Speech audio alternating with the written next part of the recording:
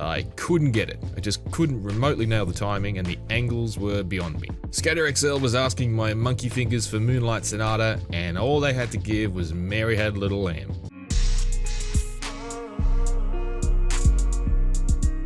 What is up guys, welcome back to another SKATER XL video. Today we'll be talking a bit about all the bad reviews that SKATER XL has been getting, because I've been totally bummed by your questions on Instagram, on YouTube comments, whatever, why this may be. So today we're going over that and starting out with a nice slam like that. Some important things to say before starting the video is that I'm a real life skater. I've been skateboarding for 14 years. I teach skateboarding, I work at a skate park, so skateboarding is my whole entire life. Now this may do that I have slightly different opinions than what you'll see in the IGN review, but yeah, we'll be going over that. Another thing to point out before we start is that I'm skating with mods right now. So as you can see, my board is a bit wider. I have custom grip tape, I have a custom board. You can also get custom clothing and all that good stuff. But that's because I'm playing on PC. So the console version will feel lighter on content than the PC version because of all the user-made mods. But yeah, enough talking here. Let's just react to a clip. SKATER XL is being poised as a platform, but on console it still feels a bit too much like a prototype. Regular glimpses of promise appear when I operate within its limits and focus on managing its complex controls and earnest, realistic skateboarding, but ultimately it seems more like a skateboarding video tool than a fleshed out game. It's faithfully dedicated to skating's Californian roots, and like real skating, it looks pretty slick when you edit out the misses. But without the PC's huge mod environment, I'd anticipate only serious skateboarders will stay on board here.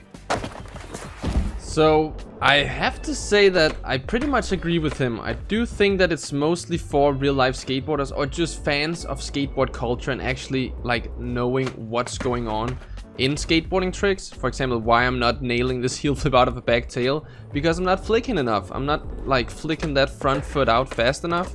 There we got one, not too good, but it's important to know that it's probably for people that are real fans of skateboarding, not just like someone who can turn on the TV, oh, there's X Games, it's skateboarding, alright, that looked cool. It can still be an enjoyable experience, but if you just flick the sticks around, not really knowing what you do, when you land a trick, I think the reward is gonna be just like, well, whatever. So yeah, I don't know actually. Probably should have thought about this more before starting to film this video. I just think the beauty of SKATER XL is how they've taken the actual movements of real life skateboarding and translated it onto a controller like this. So I can feel like I pop and I flick my front foot out to the side.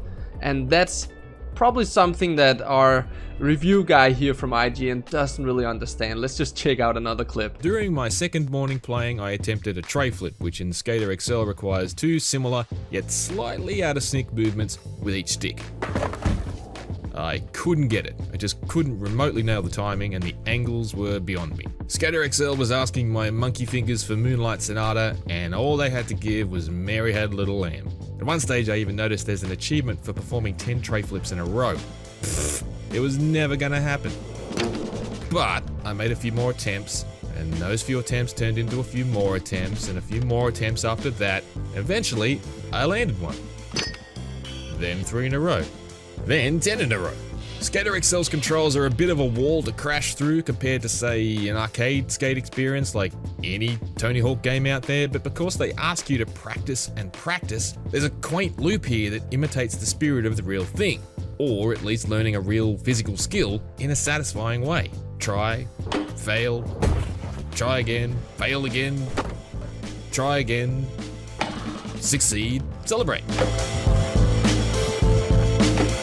Now, there are a few things that I think we need to talk about that clip. So the first thing is the tray flip there. It's a high pop tray flip where you see him pretty much scoop and flip the exact same way. And while this may result in a tray flip every once in a while, or maybe actually he said he got it pretty well in the end there, which is awesome. You really gotta understand how the back foot gotta scoop the board to make it rotate and the front foot is flicking out to the side. If you don't really understand that, I think you are gonna have a hard time in the beginning, but I think our review guy, he was picking it up pretty well. He should probably just have played the game a bit more, but I'm guessing with a game like this, they don't really have like a limit to how little you have to be able to play the game before making the review. I don't know how about all that works. But I mean, I was hyped for a guy to get the tray flip in the end. I would have loved to see him do it up the little drop there, but okay. I mean, he said it felt great and he got 10 in a row, which he never even thought he could do. And that's the beauty of SKATER XL. You learn the game as you play it more. So I would have loved for him to maybe play it a little bit more, maybe get like, yeah, I don't know, some good feelings landing tricks in this game. Because even if you don't skateboard in real life, you can absolutely play this game and have a blast, especially with all the like unrealistic tricks. You can just fling your board around, do some cool flip tricks you probably wouldn't see in real life. But the fun part can also be to actually set a goal for yourself. Alright, I want to do a backside flip and I want to make it with a little bit of revert. And then once you get the trick, the first time you get it maybe, it's gonna feel so awesome. Another thing he explains pretty well at the end there, trying the gap to rail at the Sean Olive map, what's it called, Streets. We can actually go there. He talked about the beauty of actually just trying something over and over and over and then finally getting it. So he was going for, I guess, just a grind on the rail here. And then he maybe wanted to land in another grind here. And I think when you have less complex, less complicated ideas of what you actually want to do in the game, it also feels a bit less rewarding to do it. So we don't know if he was actually trying to get like a frontside low-C grind and then landing in another frontside low-C grind on this handrail. I mean, it just kind of seemed random. So if he landed that kind of randomly, I bet it didn't give that like, wow, that was awesome landing this trick feeling. Let's try to get it. We'll back our review guy up here. Am I just supposed to like fly off and then land in another over willy or low-C grind? Yeah, I don't know if I can do that. It seems pretty random if you ask me. Okay, that's more like a board slide. Maybe I should try just popping straight. And you know what? We'll also simplify the willy there. I'll do nothing at all. Okay. I mean, I guess I got it. Wasn't that great? Actually, you know what? Let's not do it with a 5-0 tweak. We'll do it with an opposite front foot tweak like this. Tap both triggers. I don't know. That's actually a really tough trick our guy was trying there. Maybe this is good? No, I can't do this.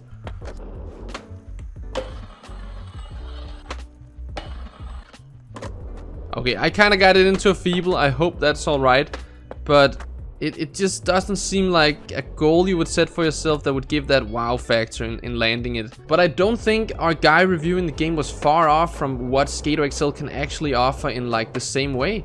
Because he just needed to set some more challenges for himself maybe, and then figure out, wow, okay, if we do an actual trick and nail that, it feels better. But once again, if you don't really have that passion for skateboarding, if you just want like a Skate 3 easy mode where you can flick the sticks or Tony Hawk game, then SKATER XL is probably not for you. And I suck today. But I just want to get this little line here. Oh, and then we can check out another clip. Okay, we clipped on that frontside flip, but let's check out the final clip I want to check out from the IGN interview. Not interview, review. Playing on Xbox has exposed the fondly regarded PC version's secret. It's heavily reliant on user-made mods to flesh it out. This has left the console version feeling extremely light on content at launch, and combined with some regularly occurring jankiness, the result is something that generally feels more like a tech demo than a complete game. I would say that I can definitely see his point. I mean, there's not a lot of content maybe on Xbox, and if you don't really just see, I don't know, oh my god, this bench is kind of over this grass gap and you can do some tricks on it. Let's see what we can do. Oh, we could do a wall right before it.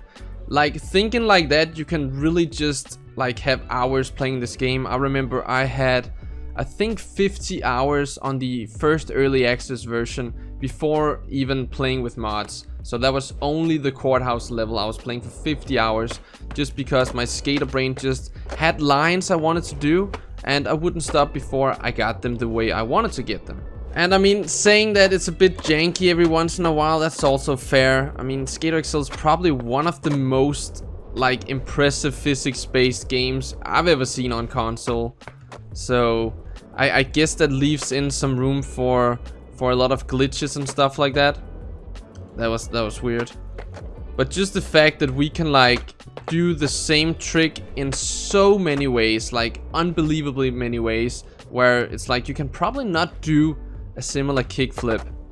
There's gonna be something different about all of them. Maybe it's the way it flips, it dives, the speed of the flipping, the way you catch it. I mean, I'm trying to do exactly the same kickflip, and with my skater vision, I can see differences to them, and you guys probably can as well. But when it comes to lack of content in the vanilla version of SKATER XL, I know that's definitely something SKATER XL are aware of. I think like launching the early access and seeing how much was done with the user created mods, I think they found out that they really wanted like a big part of that in game, and that is probably why they started the mod.io thing now. We got a better way of getting mods on PC, and they actually integrated like getting gear and maps into the game, so that's not like a mod anymore. You used to have mods to actually do that, but now you just have to have a folder on your PC and you can put stuff into that, and then it's just gonna automatically show up in game. That's something they added because they noticed like the need and want from us to get this like user created stuff in game. So they're definitely open to adding mods in the future. The question is, how is that gonna work on the consoles? Is this gonna have to be like official updates where stuff is finally in there? Wow. I mean, I don't know. I think that's a pretty big challenge for SKATER XL to figure that out, and hopefully they are on the right track, but I honestly don't really know. Wow. That switch hard flip was so good. And that was a pretty weird frontside flip. Hopefully in the future we have a bit more content in SKATER XL, but for me, this is fine. Like, just going to a spot like this, trying the same line for half an hour, that can really keep me occupied.